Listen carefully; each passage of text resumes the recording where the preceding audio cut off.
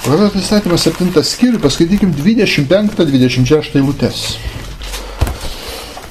Apie kryželius, mukeles, škaplerius, rožančius, paveiksliukus ir taip toliau visus kitus dalykus. Kaip vadina katalikai devocionalijos, ar tai būtų budistų, būdos statulos kokios nors, kad labai brangios, ar tai būtų hinduistų, kokia ten Šyvas ar Krišnos statulėlė, kad ir pauksuota, ar tai būtų mergelė Marija. Nesvarbu, sako, dabar žiūrėkime, kas sako, reiškia apie tos dalykus, 25 eilutė. Jų dievų drožinius sudegink. Tai įsakymas griežtas. Neimk iš jų sidabro ir aukso, kad nepatektum į spąstus. Tai yra pasibjaurėjimas viešpačiui tavo dievui. Neįsinešk į savo namus, jokio pasibjaurėjimo, kad nebūtų prakeiktas kaip ir jis. Bjaurėkis juo ir šalinkis nuo jo, nes tai prakeikta. Gražiai sako, prakeikta, tai gražiai formai. Remės, prasme sako, nes iš jų blogis sklinda. Jie neša.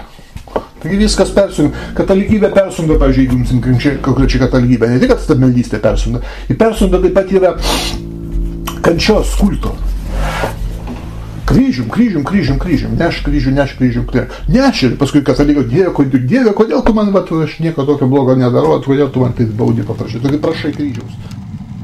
Tai yra labai gražiai pasakyta, kad drožinius visus šitos devocionalijas visas, budistų, katalikų, stačiatikių, kokių būtų. Ne šiaip sau, kad mes negarbinam jų, mes juos nesmėlim. Sudegink. Griežtai Tora sako, sudegink. Ne į vandenį net neįmes, sudegink. Neimk iš... A jeigu ten paauksuotas?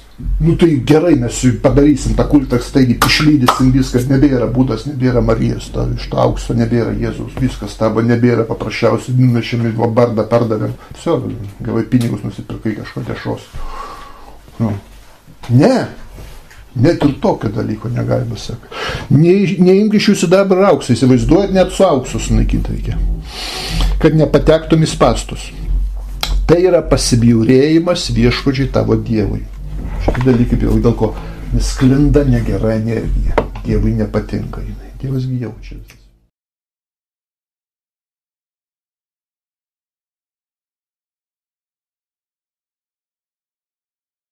Tai va taip reikia elgtis su visom tom devocionaliam. Bjaurėkis juo ir šalinkis nuo jo artineiko. Artiniai, kaip kokia dvėslė numesta, tu artiniai, kad ten neapsikrėstum kokią ligą. Nes tai prakeikti. Va, Remėsis sako, kodėl čia reikia bjaurėti, šaldytis, paprašiau, todėl, kad jie spinduliuoja negerą energiją, kuri tau gerą neduos, tau pakenks.